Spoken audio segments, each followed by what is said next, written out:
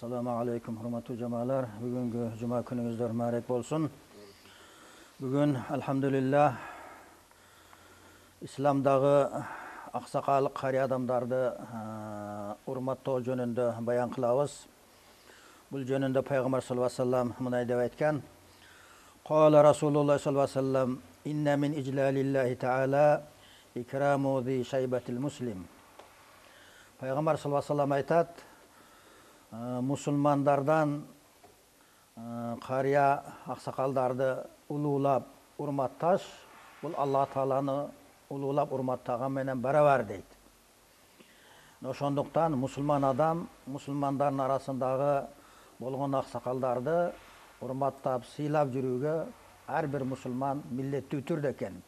Sebebi oşol bir aksakal adamды urmattoo Allah Taalanyň urmattoo menen barabar bolgondan keyin sözsüz biz arabızdagy aksakaldardy urmatyny oruna koyup jürüşübüz kerek eken da. Ve qala Rasulullah sallallahu aleyhi ve sellem ma min nebiyyin illa maşa ilayya ve sallama alayya leyletel mi'raj. Peygamber sallallahu aleyhi ve sellem aytat, men Murajga çykkan tünü asmanda menden murda kança peygamberler ötken bolsa, oşolardyň bardygy meni körüp men aldyma basyp kelip menden ziyaret kılıştı deyt. Birok bir peygamber gana kelbedi. Jibril aleyhisselam aytdı, sen o jerde oturgan tigi aksakal peygamberge bardagın salam berip ziyaret kılıp körüşkün dedi. Oşol peygamberge men özüm barıp salam berip ziyaret kılıp körüştüm. Al Nuh aleyhisselam eken. Sebebi peygamberlerin en bir aksakalı Nuh aleyhisselam bolgon eken. Mana keyin Jibril aleyhisselam aytdı, bu Nuh peygamberdi seni jönöttüm, Nuh peygamberge jönöttüm, özüň barıp basıp barıp salamdaşıp ziyaret kılgın dep seni jönöttüm. Men al Nuh peygamberdi senen darajasy uluu dep degen maksatda jönötken emesmin. Nuh peygamberdi peygamberlerin aksakalı dep aksakaldy ora kılbagın, özüň basıp barıp ziyaret kılgın dep şoga jönöttüm dedi.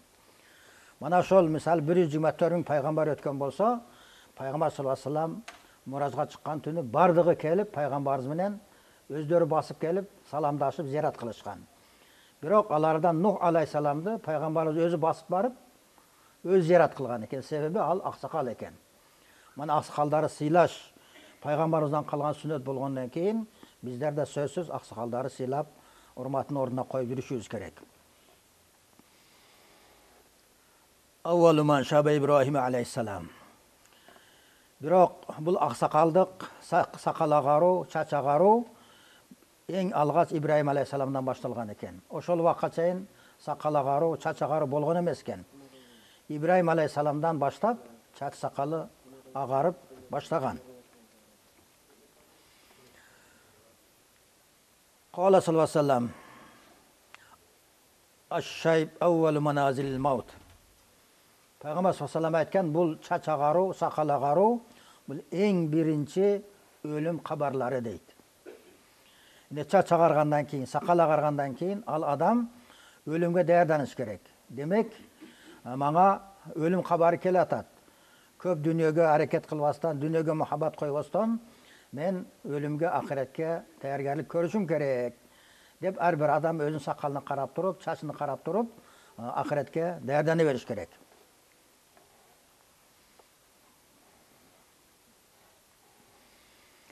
Man şaba şaybatan fil İslam yaqulullahu Teala merhaban bi abdi hazihi sifatun ve nebiyezzad lahu şa'ratun. Cenab-ı Peygamber sallallahu aleyhi ve sellem aytkan, kim şu İslamda jürüp, namaz okup jürüp, oraza karmap, taat ibadat kılıp jürüp, İslamның kamını jep jürüp, sakalı, çaçı agarsa, Allah Teala aytatken, bul bendem hoş kelipsin menin rahmatıma. Bul bendem sakal agaruu menen, çaç agaruu menen sıfattaldı. Bunun bir sıfatı aksakal degen bolat. Bul şunun sıfatı. Qad vahabtu savada sahifatika li bayazi şaybatik. Senin İslamda jürüp çaçyň agardy, sakalyň agardy. Eme şu aksakalyňdy, aksaçyňdy amal kitebiňden, amal kitebi albatta günöler kara bolup жазылынат, kitepde de kara kılıp koyat. Şu amal kitebiňdegi karartıp koygan günölörüňge Bunu ivaz kılıp şu çaçın menen aksakalı menen agartıp jiberem deytken. Alhamdulillah Müslüman adam İslamda жүрüp çaç agarsa, sakal agarsa, oşo amal kitabida günölөрün baарын жоюп жибереткен oşo aksakaldыгы, aksaçlığı. Oşonduktan aksakal çaçıga ak düşkөндөн кийин, sakal ak düşkөндөн кийин өзүнүн кадыр паркын өзү билип, мурдагы айтып жүргөн сөздөрүн сүйлөбөй, мурдагы кылып жүргөн иштерди кылбай, дайым зикир менен, ибадат менен болушубуз керек экен да. قالت عائشة رضي الله هذا لمن مات وقد شاب فكيف بمن يموت وهو شاب. Ayşe nevz aytат. Бул чача карып, сакалы карып картайган болсо, ошол аксакалдары, акчачтары китеп амалыда күнөөлөрүн баарын агартып берет деди. Бардыйы кээ бирлер жаш өлүп кетет, аксакалдыкка жетпейт, чача карганга жетпейт. Бирок жаш өлүп кетсе, ал деле ислам жолда жүрүп өлүп кетсе, мунун даражасы албет андан да жокору болот дейт. İslamda жүрүп, намаз менен, орозо менен жүрүп өлүп кетсе, жаш болсо, чача агара элек болсо, сакал агара элек болсо, албетте мунун даражасы андан да жокору болот дейт.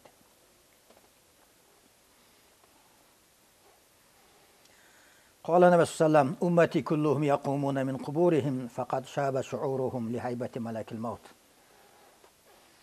Peygamber sallallahu aleyhi ve sellem aytat, erten kıyamet günü болгондо, көрдөн тирилип турганда, бардығының чаштары ап-апақ болып тұрады дейді. Болосом көрді, бардығыз қайрадан, башқадан жаралабыз. Башқадан жаралсақ дәлі, чаш сақалдар бүт аппақ болып тұрышат екен да. Себебі лихайбати малакил маут. Ошол адам биринчи өлгөндө малакил маут жаналык париште келип өтө бир айбеттүү, коркунучтуу болуп келет.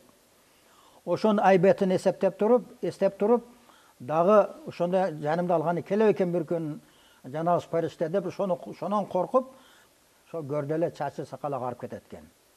Мына бул Жибраил Азраил алейхисаламдын өтө бир айбеттүү, коркунучтуу сүрөттө келет экен. Ошонун сүрөтү, коркунучтуу сүрөт айбети көздөн кетпей, кайра тирилгенде да ошонун сүрөтү эсиде болуп, ошону ойлоп чачы агарып кетет экен да. Ошондуктан бул өлүмгө даярданыш керек дегенибиз, ошол Азраил алейхисалам келе турган убагына даярданып, зикир менен, ибадат менен жүрө турган болсок, албетте алда өзүнө өтө эле айбеттүү кылып көрсөтпөй, бир жакшыраак кылып көрсөтүшү мүмкүнчүлүгү бар дейт да.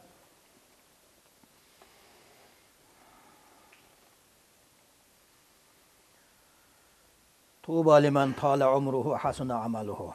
Cenab-ı Peygamber sallallahu aleyhi ve sellem aytat, kim ömürü uzun bolup, жакшы амалдар менен жүрүп, өмүр узун болсо, бул менин үммөттөрүм эң бир жакшысы.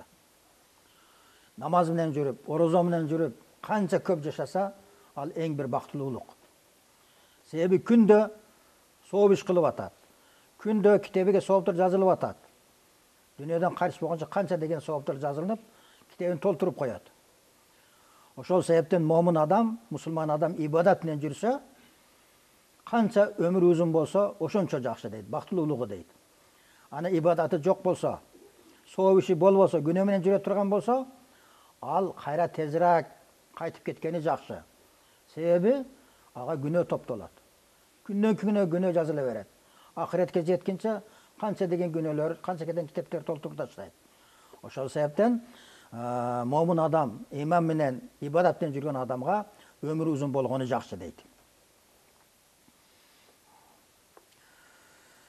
قال النبي صلى الله عليه وسلم من بلغ 80 من هذه الأمة لم يعرس ولا يحاسب. Cenab-ı Peygamber sallallahu aleyhi ve sellem aytat, menin ümmettörüm 80 yaşka kirse, şul ümmetten. 80 yaşka kirse, ibadat menen, taharat menen, zikir menen жүргөн bolsa, kıyamet günü bolganda anday adamlarga isap kitapka da alып barılmayt. Kitebini kolga verip isap kitapta kılınmayt. Qila lahu udkhulil janna. Tüz ile bir işe kirgizip jigorat deyt, isap kitap kılbastan ele. Mana bul çaça agargandan, sakal agargandan keyin oşol taat ibadat menен жүрсө, inşallah kıyamet günü öte bir çoğun jеңилдик болот экен. Ошондуктан кичине сакалга, чачыга bir ak түшкөндөн кийин өте ошону ганимат билип, тобага келип, ибадатты көбөйтүрүш керек экен да. قال النبي صلى الله عليه وسلم إذا بلغ المرء المسلم 40 سنة صرف الله عنه ثلث الجنون والجزاء والبرص. Жана Пайгамбар саллаллаху алейхи айтат, мусулман киши 40 жашка жетсе, Аллах Таала анан жиндиликти, макоолукту, пестикти жоготот. Эне мусулман адам 40 жашка киргенден кийин ал иншаллах жинди болбойт. Макоодо болбойт, пес ооруга да учурабайт экен да. Ve izâ balâ 50 senaten haffafallahu anhu zunubah. 50 yaşka kirse, anın günahları jеңилдейт. Себеби 50 жашка киргенден кийин өзүнө карап туруп, башкаларга карап туруп, мен эми 50ге кирип калдым. Менден муран мен тең тушта канча өлүп кетти. Мен деле шулар катарымын деп мурда кылган, жасаган күнөөлөрүн жасабай калат. Күнөөсү азаят дейт 50ге киргенден кийин. Ve izâ balâga 60 sene razaqahullahu al-inâbah. 60 жашка киргенден кийин Аллах Таала инабатты рызык берет. Инабат деп Аллахка кайтуу. 60 жашка киргенден кийин болду эми мен жаштыгым калбады, аксакал болуп калдым. Энди мен Кудайга жакындайын, ахиретке жакындайын. Ахиретимди абад кылайын деп түнү күнү ою ахирет үчүн болуп калат. Дүйнөнү азыраак ойлой турган болуп калат. 70 жашка киргенден кийин, 70 жашка кирсе да ибадат менен жүрө турган болсо адам, аны Аллах Таала жакшы көрүп калат. Бул менин бендем. Мана 70 жашка кирипсе да, шундай таат ибадат менен тооба менен келе жатат деп асмандагы периштелерге буйрат экен. Асмандагы периштелер жакшы көрүп калат экен ошол адамды. Ва иза балага 80 санатан кабилаллаху хасанатаху ва таджаваза ан сайяати. 80 жашка кирсе мусулман адам, Аллах Таала анын бардык жакшылык амалдарын кабыл кылып, күнөөлөрүнү кечирет экен. 80 жашка киргенден кийин анча-мынча күнөө жасап кое турган болсо деле, Аллах Таала кечирет экен, жазбайт экен. Ва иза балага 90 санатан гафараллаху лаху ма тaqaddama min zambihi ва ма ta'akhkhara. Ва кана асируллаху фил арз ва шафиан ли ахли байти ямал кыяма. 90 жашка кирсе мусулман адам, Аллах Таала анын мурдагы күнөөлөрүн өчүрүп, кийинки күнөөлөрүн өчүрүп таштайт экен. Себеби 90 жашка киргенде деле дагы эле ошол ибадат менен Аллах Таала жалынып барып, тоба кылып жүрө берсе, Аллах Таала бардык күнөөлөрүн ушу дүйнөдө эле кечирип салат экен. Ал Аллах Тааланын туткуну болуп калат бул дүйнөдө. Аллах Тааланын туткуну болуп, өзүнчө эч бир иш кыла албай калат. Анан кыямат күнү болгондо өзүнүн үй бүлөсүнө шафаат кылууга Аллах Таала мүмкүнчүлүк берет. 90 жашка кирген адамдар иншалла кыямат күнү өз үй бүлөсүнө дозокко кире турган болсо, шафаат кылып дозоктон алып калышка акысы бар дейт. Ва иза балага 100 санатин суммия хабибуллах фил арс. Эгер 100 жашка кирип кала турган болсо, аны жер жүзүндөгү Аллах Тааланын сүйүктүү бендеси деген намга конот.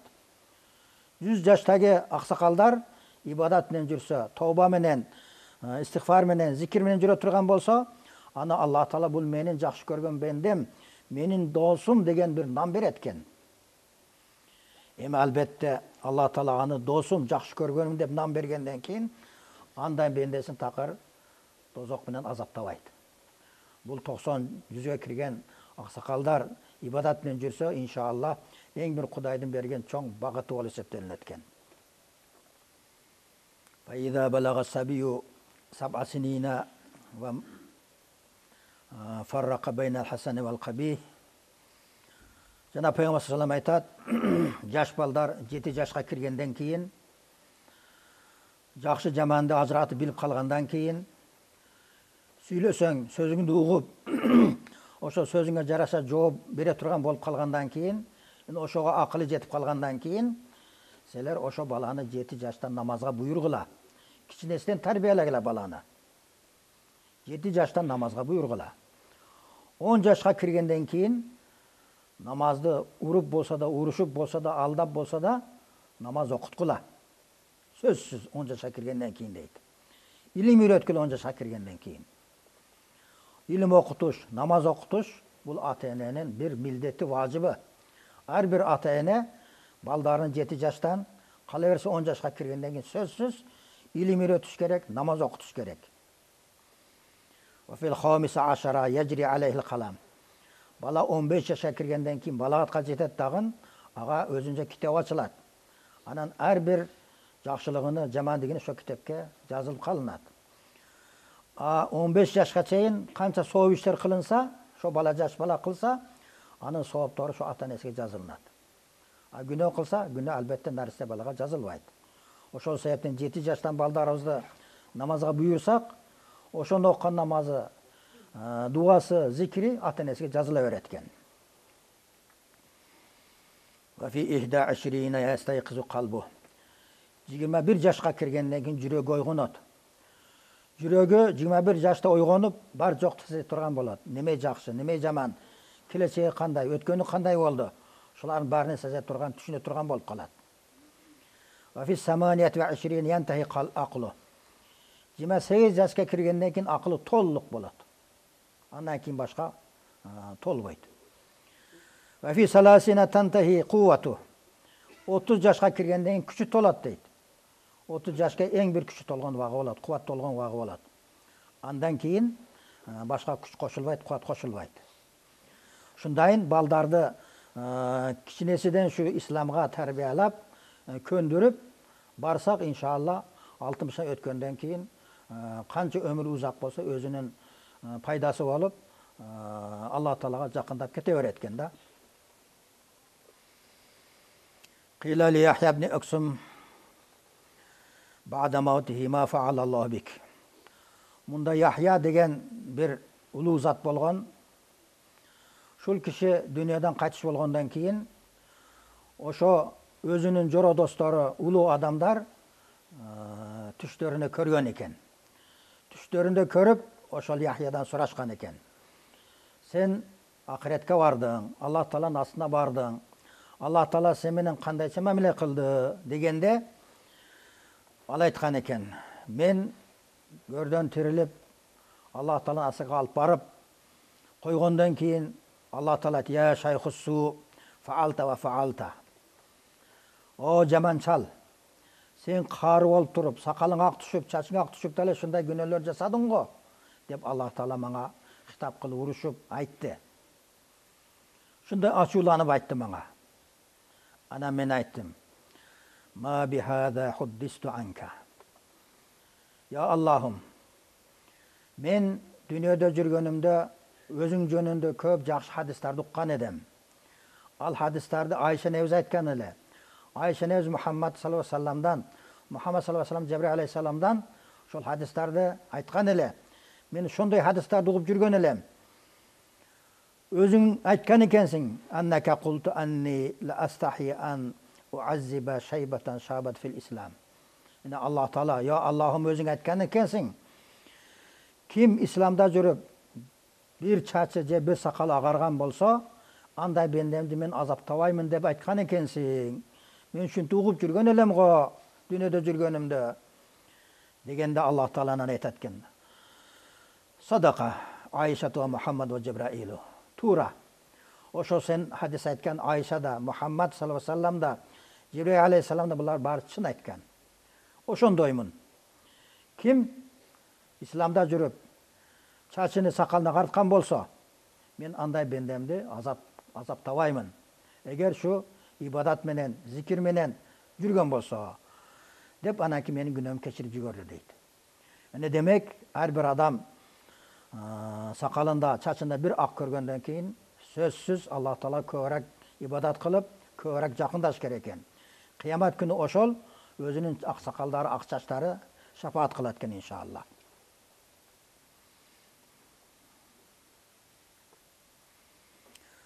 Ve avhallahu Teala ila Muhammed sallallahu aleyhi ve sellem aş-şaybu ala abdil mu'min nurun min nuri. Allah Teala Peygamber sallallahu aleyhi ve sellem'e bir vahiy kılganda aytkan eken. Momun bendemdegi başıdagı ak çaç, jagında ak sakaldar bul menin nurum bolat. Ve ana akramu an uharriqa nuri binari. Oşondoy bolgondan keyin men nurumdu özümdün nurumdu otu menen eç kaçan küygüzbeyim.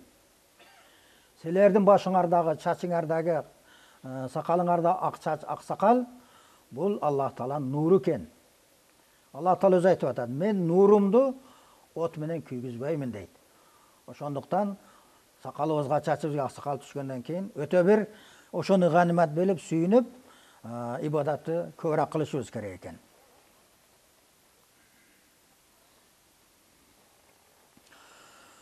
قال محمد نسابوري رأيت بعضهم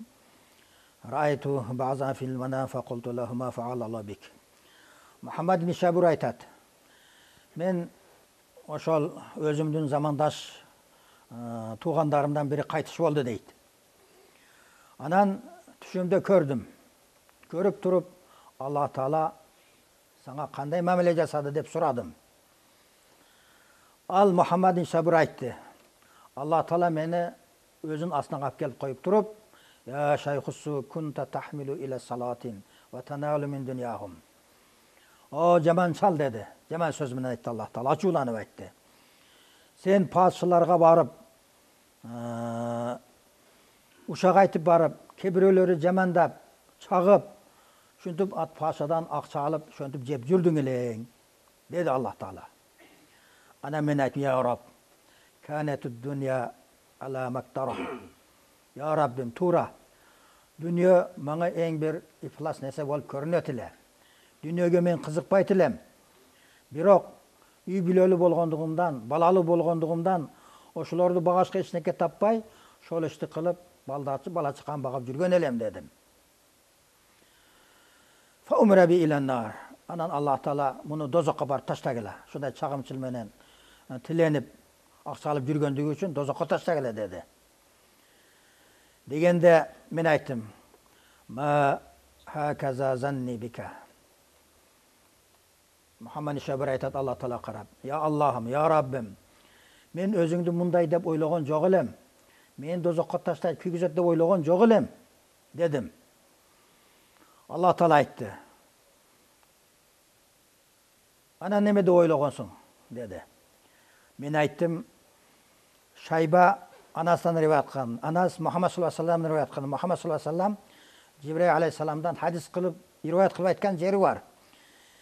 Anneke kulta ana abdun ana inde zanni abdi bi felyazunna bi ma şa'a. Ya Rabbim özün aytkan ekensin. Bendem meni kanday deb oylasa men oşonday bolamın degen ekensin. Şul sözüngdü Cibril aleyhisselam Muhammed aleyhisselam'a aytıp, Muhammed aleyhisselam anasına aytıp, ana Şaybaga aytıp, Şaybadan biz şul sözdü hadis tukkan elek desem Allah Taala aytты. Oşolar tuğra aytıptır dedi. Tuğra bul aytkaning dedi. Benden meni kanday deb oylasa men oşondoymun. Benden meni rayımdуу, boreker, mehriban deb oylasa men aga albatta boreker, mehribanmın. Bendem eğer meni kaardуу, azaptуу, meni azap beret deb oylasa oşondoymun, azap beremin degen eken. Şunun için Allah Taala jönündө daim biz jakşı oyda oluşubuz gerek. Allah Taala mehrimdүү zat, boreker zat. Albatta namaz okusak, oroza karmasak, özüne namaz okukan, ibadat kılan bendelerini azaptabайт, keçiret dep, şunday jakşı oy menен жүрүшүбүз керек экен да. İza kan yawmul qiyamah ya'murullahu Taala bi şeyhin ilal cennah. Nasaf radiyallahu anh aytat, kıyamet günü bolganda Allah Taala bir aksakal karya kişini bir işgal alып bargıla dep buyurat deydi. Oşo aksakal kişinin amal kitaplarını bir periştege verip turup aytat. Sen bir işin eşiğe barganda jetkende anan keyin kolaga kitabını tapşır deydi. Keyin al perişte kitabını alıp bayağı kişini bir işin eşiğine alıp barat. Eşikti açıp turup kire verginde anan kitabını kolaga tapşır. Bana al senin kitabın deydi. Şunda al karıya kitapты alıp turup periştenin koludan açıp kitapın içindeki yazılgan günölörдү көрөт. Karası öttö köp günölör jasagan eken bul dünyada. Anan al karıya aytat. Jok. Men şunça kitabımda günölör bolup turup, men şu günölörüm menen bir işe kirişligim layık emes, to'g'ri emes. Şunça günölörüm men kantip bu bir işe kiremen. Dep uyalып өздөн өзі арқаға қайтады. Арқаға қайтқанда Алла Таала bir шамал жөнөтөт. О шамал келіп, баяғы ақсақалдың қолдағы кітапты ұшырып кетеді. Дағын bir шамал жүреді, рахмат шамалы жүреді. Рахмат шамал жүргенде баяғы кішінің мұрдыдан керіп, құлағынан шамал керіп, ошо есідегі бар күнөөлөрүн бар естен шығып қалады. Күнөөлөр естен шығып қалып, анан кейін өзүнчө bir тап-таза күнөөс адамдай болуп, анан кейін бейишке кирип кетет экен. Мына Алла Таала ушунчалык боорекер, райымдуу, бул дүйнөдө ибадат менен жүргөн, ибадат менен чачына агартқан, сакалына агартқан бенделерине кыямат күнү ушундай китебине жашырып болсо деле, күнөөсүн жашырып болсо деле бейишке киргизип жиберет экен.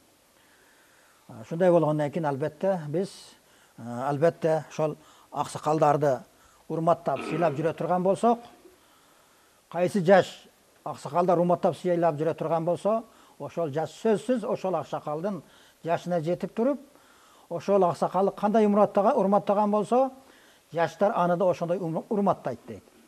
Бул аксакалды урматтаган жаш буга бир башарат, сүйүнчү.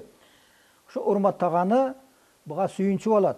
Сен да ошонун жашыга жетесиң, сен да ошондой карыя болосуң, сени да жаштар ушундай урматтай, сыйлайт деген бир башарат, сүйүнчү болот дейт. Ва ахиру дa'вана алхамдулиллахи раббил аламин. Алла Таала ушул мавзаларды жүрөккө сиңүүчү, пайда келтирүүчү мавзалардан кылып, Алла Таала ушу аксакал карыяларыбызга өзү ушундай шапааттардан берип, сооптордон берип, чачы сакал агарганга азап бериштен уяламын деди. Ушул даражага жеткирип, Алла Таала жаштарыбызга да тауфук берип, инсап берип, карыяларыбызды урматтап, сыйлап, ошо карыялардын жашыга жетип, ошондой сый көрүүгө Алла Таала жеткирген болсун. Рахматке я архамар рахим.